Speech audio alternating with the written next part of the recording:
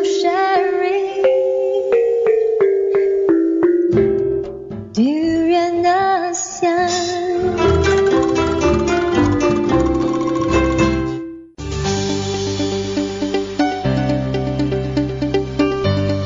ASEAN Dailies. First and foremost news from Southeast Asia.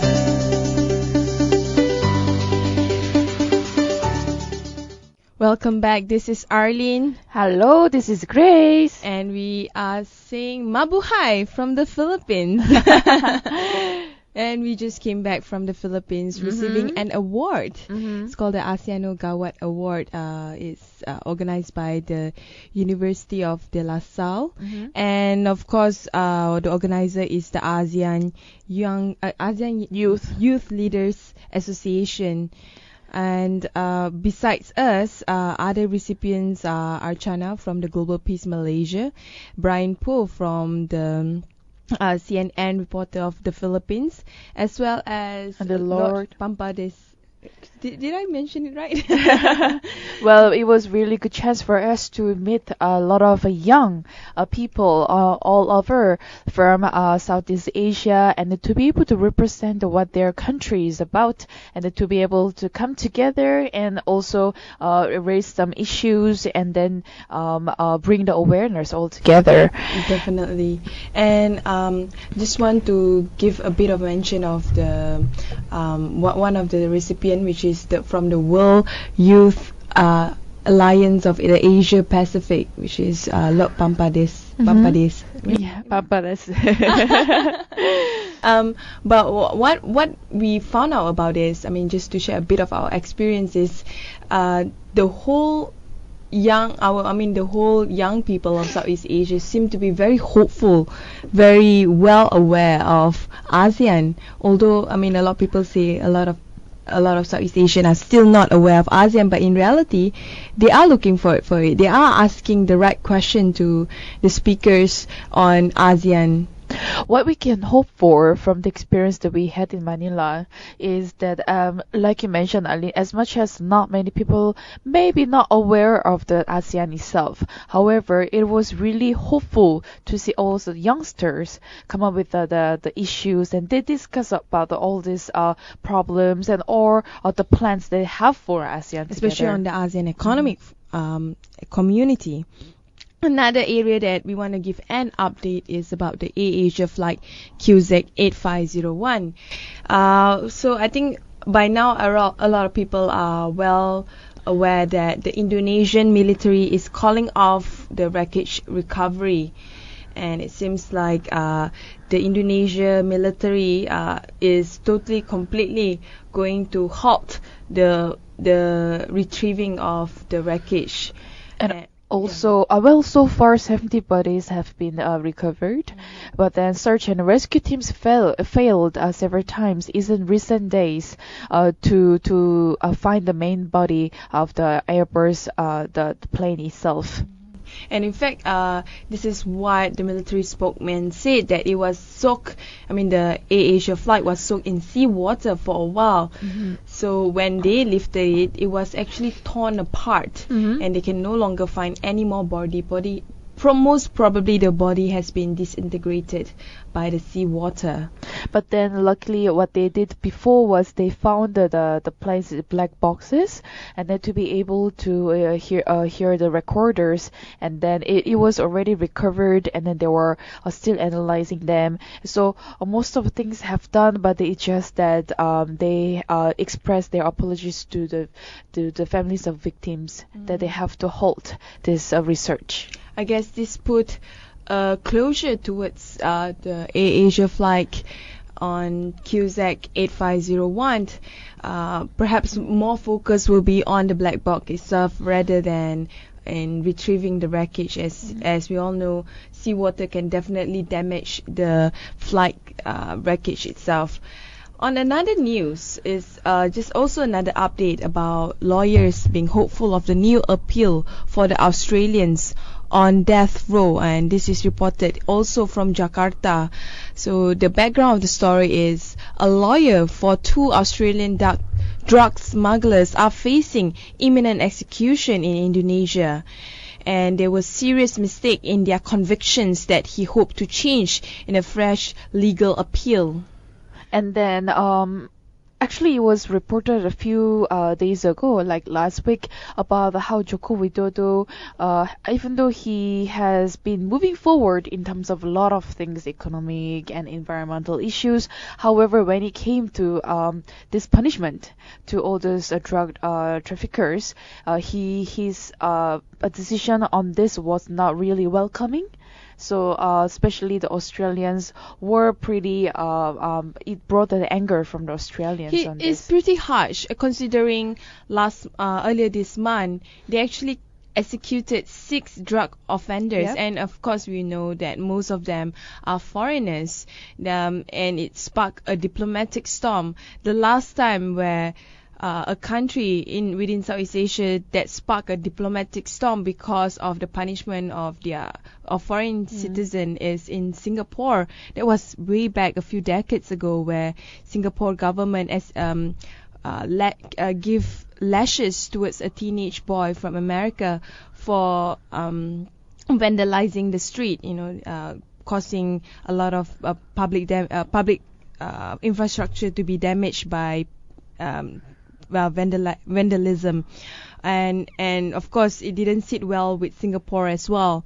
So I think if Joko Widodo continue with this persistent on death penalty, it will not sit well with his reputation as the new president and the new face of Indonesia. And of course, the Australian people, they are coming up with where is the human rights in this? And then, as much as Joko Widodo has been very proactive in a lot of things, when it comes to that punishment, people are raising questions about the human rights, and then what about them actually appealing to the court properly before it was given the death penalty to them?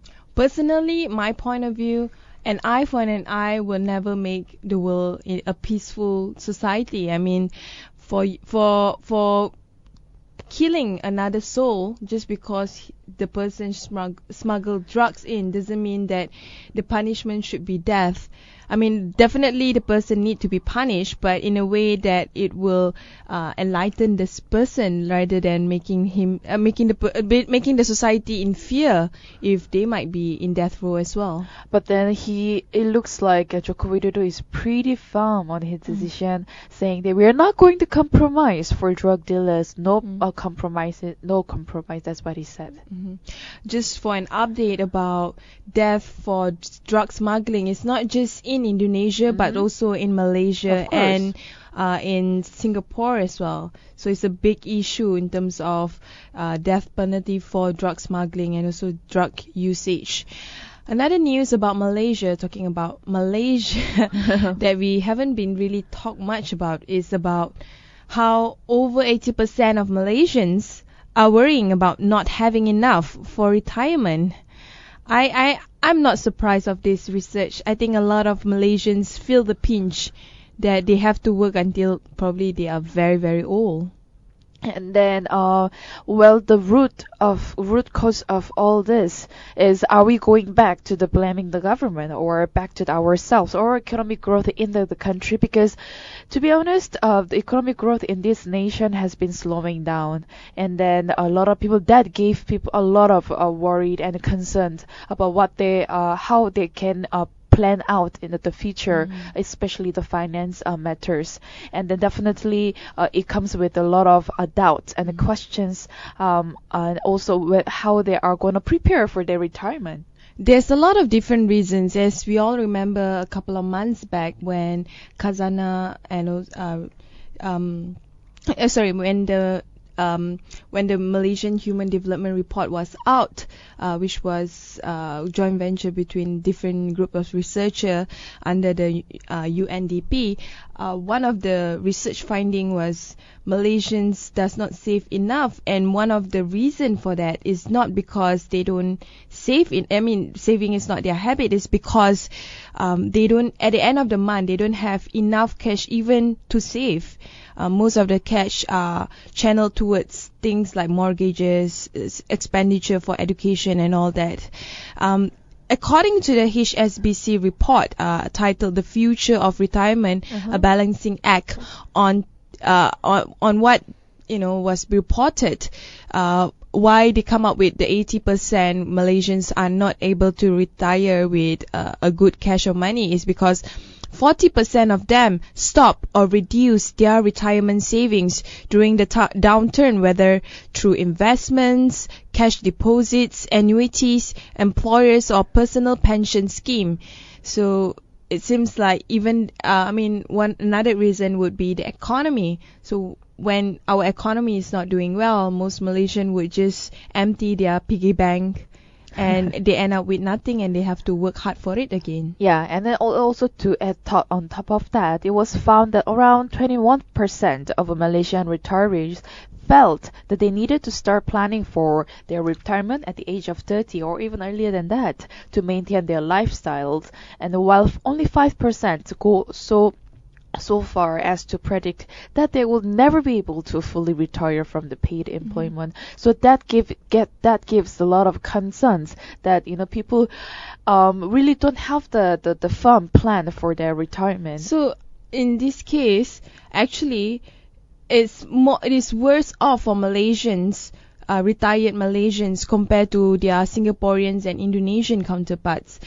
This is such an irony because you would assume countries like Singapore, which has a very high cost of living, to be squeezed, and countries like Indonesia, which is still very much a underdeveloped country, in some parts, would be very much unable to save their money as well. But the case is Malaysians are the one that have the huge middle income squeeze. To the extent where most Malaysians are unable to save, regardless you are poor, middle class, or even upper middle class in this case. But this is definitely something that we need to study a bit more because it was only reported that Malaysia has one of the highest salary in Southeast Asia, and then we reported whether it is really based on the research data from the middle income people, or is it just the average, just a total overall, just the rough research that has been done. Some say that probably the research focused too much on the top management rather than the overall population, or in this case the middle class. I think the middle to indicate a prosperous nation, a better middle class would be a focus on the better middle class would be the approach that the government should focus on. So we will take another short break. When we return, more news from Southeast Asia.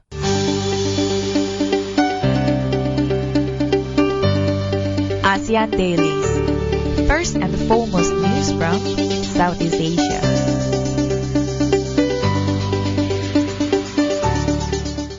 Hi, this is Arlene. Welcome back, this is Grace. And of course, we have more news from Southeast Asia. To continue our news, it was the headline in the Philippines, which was about how 43 Filipino police was killed by Muslim rebels while hunting the bomb makers, which was suspected to be Malaysian bomb makers. Yes, and that this has come to one of the major issues because these 43 police commandos were killed in the firefight with the Muslim rebels, and it happened in the southern Philippines, and then they were hunting bomb makers allegedly connected to the Islamist terror groups. That is crazy how 43, and they are elite police commandos, just being killed just like that by Muslim insurgents on the southern Philippines. I felt really bad about this, to be very frank, because while in Philippines it was a major news, in Malaysia people hardly even talk about this. And people in Malaysia, people were more busy or were more occupied with news about race and religion in this country rather than trying to look at the bigger picture, how many people are being killed in our neighboring countries just because some extremist Malaysians are going berserk. And then, of course, when it comes to Malaysian, the citizen itself outside of Malaysia, it is really sad that it's not reported or being highlighted in this nation to be able to address this issue. So apparently, member of both Moro Islamic Liberation Front, I don't have to mention Certainly, the yes. the acronym, which can mean something else, with whom the government has actually signed a peace agreement with. In fact, they are trying to push for a Bangsa Moro bill. I was impressed how the newspaper actually carried a full scale of the bill in public in the newspaper to show that what are entailed in the Bangsa Moro bill, and also they also have an agreement with the Bangsa Moro Islamic freedom fighters, whom it has not were involved in the fight altogether. It seems like this is a single largest loss of life in recent memory for the people of the Philippines in a way. And then we also mentioned that the fight was, it was involved in the firefight, and the fighting occurred mostly under MILF control, but then the chances are they were just there when it happened. So it was just happened that like 43 policemen were killed at the same time. And then the group is doing everything to be able to ease the tension over this fighting, because definitely the tension has gotten worse. And then there were the Malaysian people, and then it was just our neighboring countries in the Philippines, southern Philippine area where this happened. And it's not just sorry to say this, but it's not just a small number of people. It's a 43 people that it was a big loss to the nation also. And these two bomb makers, one of it is a Malaysian, Zulkifli bin Hir, or known as Marwan, as well as a Filipino bomb maker, Abdul Basit Usman. So these are high value targets. They really want to make sure that these two people are being captured with a reward of more than $1 million for information leading to the US is also offering a reward up to $1 million for information leading to Usman, which is the Filipino bomb maker.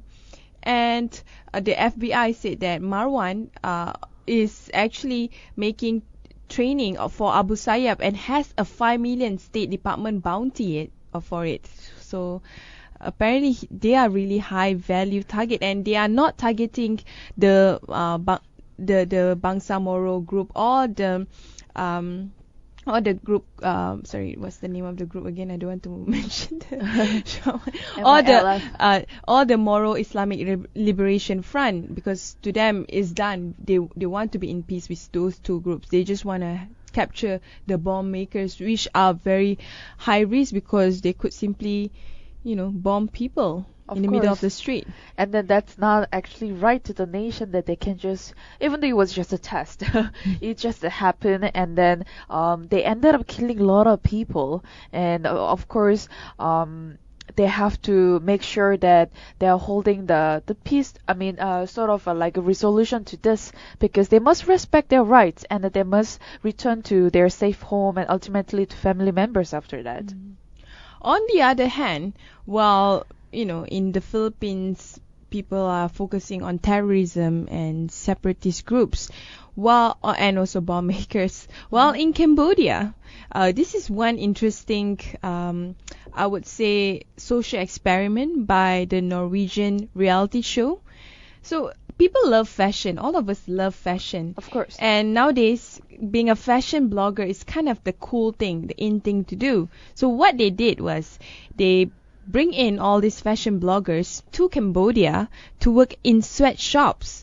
That is something interesting, because a lot of them actually broke down and cried and just couldn't fathom the idea of working for hours, a number of hours a day, just sitting there making clothes for people like her. And also the conditions that they actually faced under that, how people work and how people actually live, the sort of that sort of numbed themselves to it by assuming the people here are just injured to it, or doesn't bother them much. And then in fact, this episode, the first episode, they were asked and described the lives of sweatshop and workers. They just said, oh, it was okay. They have jobs there. That was the beginning before Yeah. they started.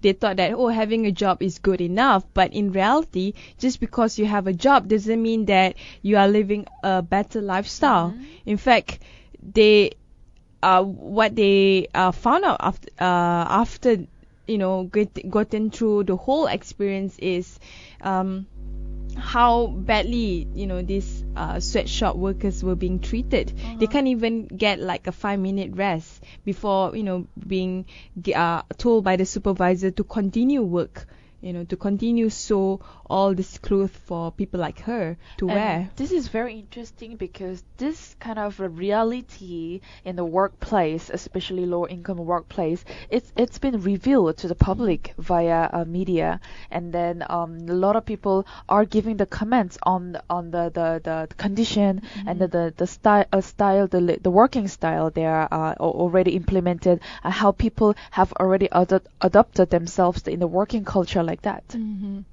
So on the other hand, while Cambodia have this reality check by young Norwegians on how badly the sweatshop workers are being treated, China is not happy that India are having a closer relationship with the US, especially they are articulating for a joint Asia-Pacific vision. And then they definitely challenged China's ambition there, because India is one of also gigantic countries around the world, and then both the US and then I'm sorry, I almost mentioned Modi, but India they have been building quite a good relationship recently regarding a lot of sectors and to discuss a lot of issues.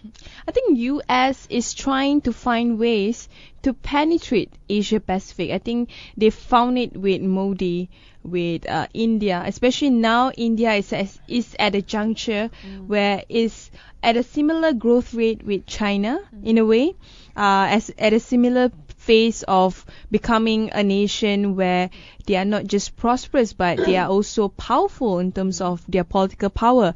And seeing that India is not really the best partner with China, so getting closer with the US would be the next best thing in terms of their foreign policy direction. And in fact, these discussions between US and India, they had a pretty comprehensive document, highest level, projecting the joint outlook. A lot of things were actually well prepared in order to be able to build this relationship between China and the USA itself. And apparently, Delhi and Washington has pledged to promote the shared values that have made their countries great and underline their joint commitment in the UDHR declarations, as well as the vision to speak on developing a roadmap to increase ties among Asian power and strengthening regional dialogues and making trilateral consultations more robust. Trilateral, that means would it include Southeast Asia? And also it actually includes the three regions there.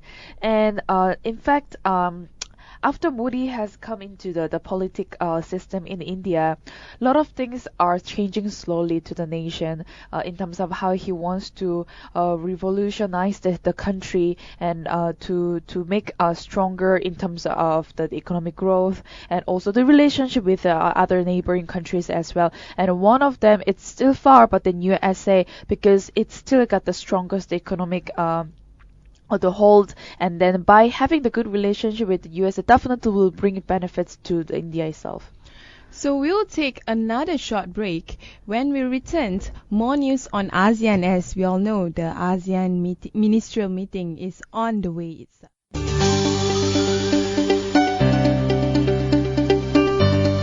ASEAN Dailies. First and foremost news from Southeast Asia.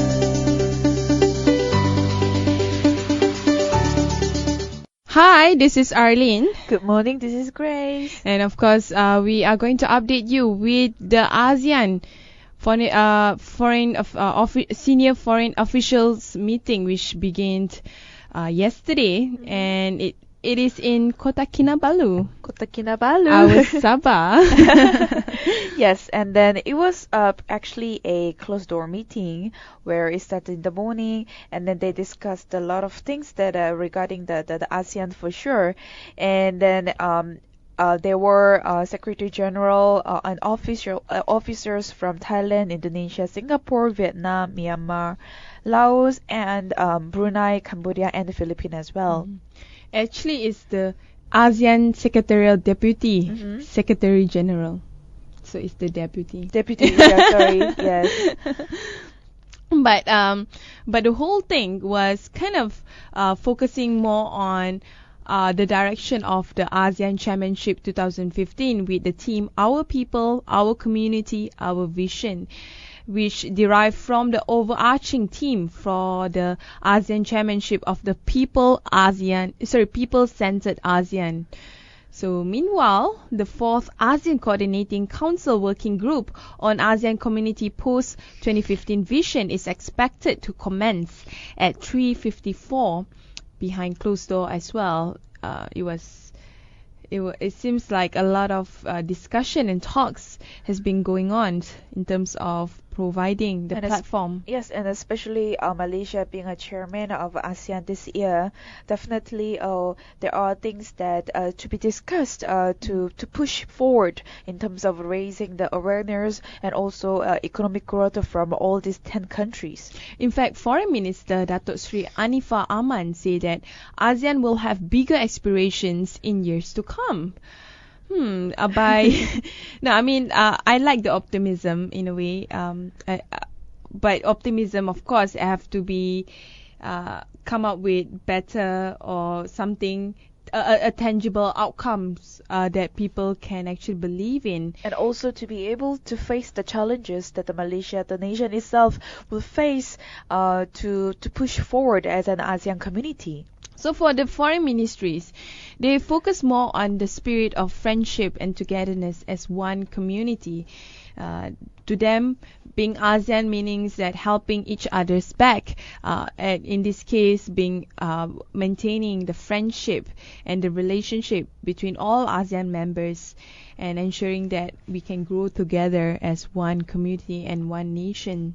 And also to be able to develop then all the member countries to develop the sense of belonging in each other, and then feeling that the chairmanship is being shared not only in Malaysia but among all states. So to give a bigger picture overview, this is not just something that is being shared by the optimism is not just being shared by the ASEAN Foreign Ministry, but they also have some form of tangible outcome that they want to came out about. And this was said by the Law and Foreign Affairs Minister K. Shanmugam. Apparently, one of the agenda is Singapore is ready to work with Malaysia for a united ASEAN community. And that sounds very positive because Singapore and Malaysia, invisibly, we've been having this tension going on between us and Singapore. And Singapore being very well developed country, that Malaysia has a lot of things to catch up. But with having the Singapore being ready to work with Malaysia, it's actually a very positive news. So on the, in a way, Singapore's K. Shanmugam wanting to work with Malaysia to achieve a common goal for a united and strong Asian community is definitely something that is great, because as we see within the whole Southeast Asia, the economically strongest nation is Singapore. If Singapore is able to somehow lend its hand in terms of expectation and in terms of achieving goals, this would definitely reaffirm the ties of Southeast Asia in a way. And also to be able to explore more ways to strengthen ASEAN as a whole. Anyway, on the other hand, I just want to report the ASEAN People's Forum calling for a people-centered justice. This was actually a statement being released by the civil society in Southeast Asia on January 24th. This is prior to the current ASEAN ministerial meeting in KK in Kota Kinabalu. What they want is they release a statement, a collective statement by the ASEAN or Southeast Asia civil society, highlighting regional priorities and overarching cross-cutting concern regarding a call for a more people-centered approach to governance in a region plagued by authoritarian regimes and elite governance. So if the foreign ministries are really optimistic about moving forward as a stronger ASEAN community, they should take seriously in terms of the statement by the ASEAN civil societies, because one of the key indicator of a stronger regional community is a stronger governance. Stronger governance meaning more transparent, more people-centered, and more effective governance. Yes, and definitely ASEAN has a lot of work to do, but then with these people coming together to be able to discuss, it's another step forward. So in a way, we will report to you any updates about how the ASEAN People's Forum or the ASEAN Civil Society's voices, as well as the ministry's outcome on ASEAN economic community in a way. So that's all for our news today. And then we have our website, rianasean.com. We have all the contents there. So refer and then do share to other social channels such as Facebook, Instagram, YouTube, and Twitter. Okay, stay tuned for our next segment, by the way.